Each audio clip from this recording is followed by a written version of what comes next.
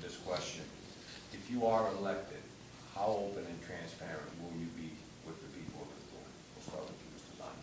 Well, as best I can. You know, any way in which it's gonna be done, it's fine by me. Like I said, if there's an issue that comes up, they'll be able to reach me. Just as Al mentioned something about somebody's coming to him. I've never received that call. If that individual had called me, I'd be more than glad to deal with that issue. But if somebody has an issue, if there's something to be done in this community, and I'll stand on my record for 6 years, they've been able not only to contact me, but if I can resolve something, I'll try to resolve it in a very amicable way for everybody. The other part of it is that becoming mayor of a city, this is not a job that can be just done for the sake of becoming mayor. This is a job that's a 24/7, as has been mentioned already. And the end result of that is going to be dealing with all facets of this community in all different walks of life. And what I want to do is be a people mayor, not one individual who's out there on my own. The end result is working for the people. Mr. Willette. Again, some of my ideas, and please go on my website, www.willetteformayor.com. I want to have open office hours at the senior center, at the housing authority. So have the mayor out of the corner office to the senior center and the housing authority. I want to travel to people's homes at times. I used to do that for Arthur Broadhurst. I used to work locally for him because that's when you can review the paperwork, you can try to address their situation, and it's face to face. Most of my conversations in life is not over the phone, it's face to face. I've enjoyed those conversations. For the most part, people are the salt of the earth in Methuen. They're hardworking, they're dedicated, they're family oriented, but they're overtaxed. Okay? They're sick and tired of the scandals. They're very wary of government. You need to have someone that has integrity, that has a background of meeting those demands, fulfilling my campaign promises. I'd love to have someone come forward and say, on a campaign promise, that I didn't fulfill one. I have a page after page of a lot of accomplishments over the years. I fulfilled my campaign promises. So you have to move in that direction. Thank you. 978-360-1298. 978-360-1298. It's my cell phone number now. It'll be my cell phone number if you elect me as mayor. I will not change it. I will answer the phone. When you call me, I will address any issues you have. I can't be more open than that. My door will always be open at the office. My door is open at my home even today. I've had people come to my house on a regular basis to come talk politics. My door is open at my house. My door is open at my office. My cell phone number will never change. I'll always be available. I can't be more available than that. And if you could keep this line of question short, because we're running out of time. You've each submitted a question for each of the candidates, and we'll start with Al DiNuccio. You submitted the question to the rest of the candidates. Do you believe the people of Methuen are divided? If so, along what lines? We'll start off with Kenneth Willette. I would agree with Al on that. Honestly, I'm not going to poo-poo the issue or dismiss it. There is division within Methuen. If you look at Brooks Pharmacy, Chief Solomon, Superintendent Whitten, Civil Service, people have a perception, rightly so, that there's favoritism in government. I'm not going to dismiss that. I fought against it all those years.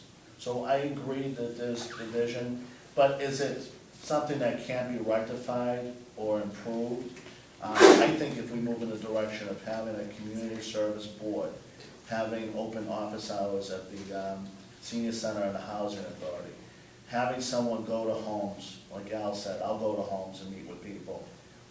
Again, my family will have to wait on certain occasions, probably dedicate Sundays to them. But it's going to be, again, it's a 70-hour proposition. My family's prepared for it, and I'm ready for it. I've done a lot of hours. I work at the State House. I've served as a city council, a school committee. I volunteer with the Exchange Club in Methuen.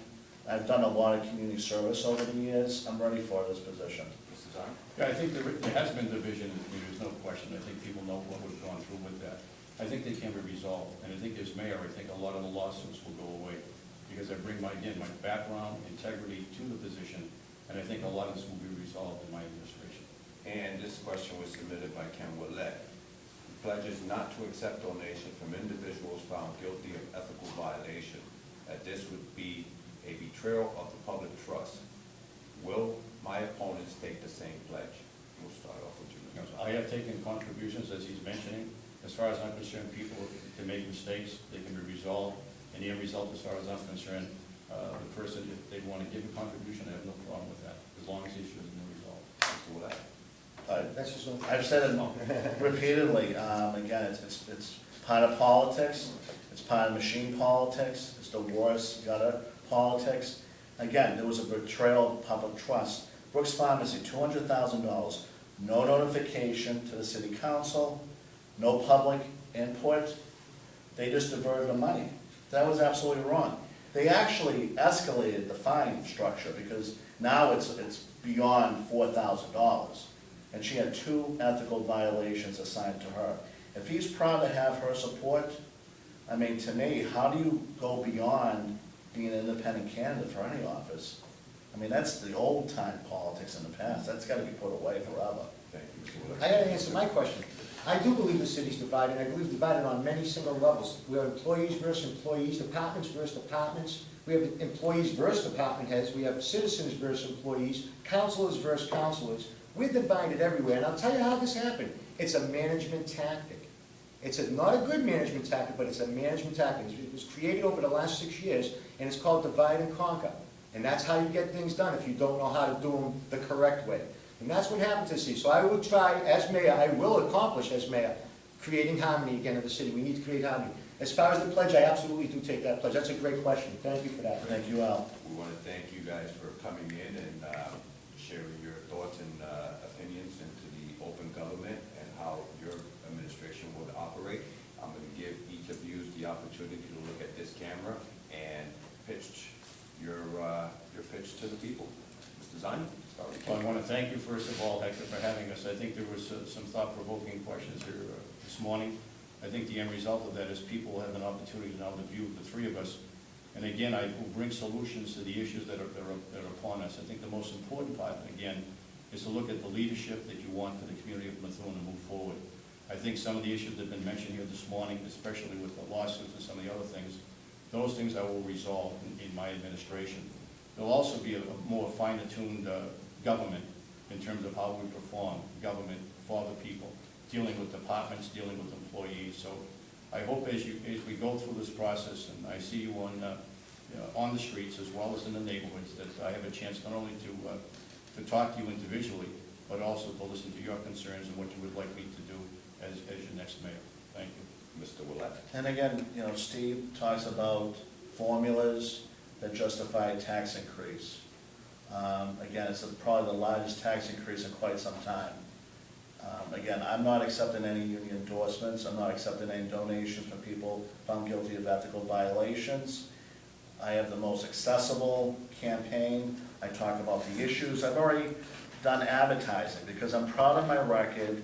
I'm the only person on this panel right now who's repeatedly voted against tax increases, repeatedly voted against municipal and school budgets.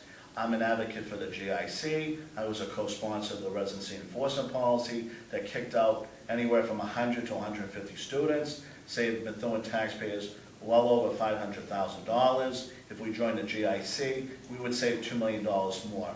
Again, if you add casinos and Holy Family Hospital and some other things, you can have decent salaries for the workers, you can have lowered premiums for the health insurance, you can have capital improvement plans instead of borrowing a fire truck from Andover. That's not the Methuen I want to be part of. Thank you. I took the leap of faith, putting myself out there as a candidate for mayor. Now I ask you, the citizens of Methuen, to take the leap of faith and give me 2 years.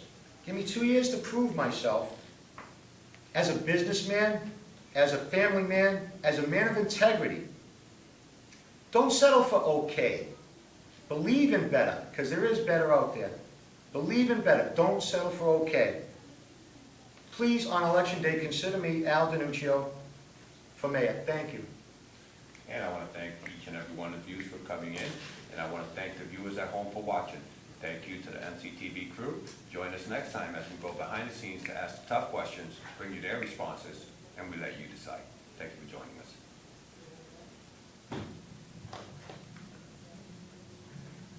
Very good.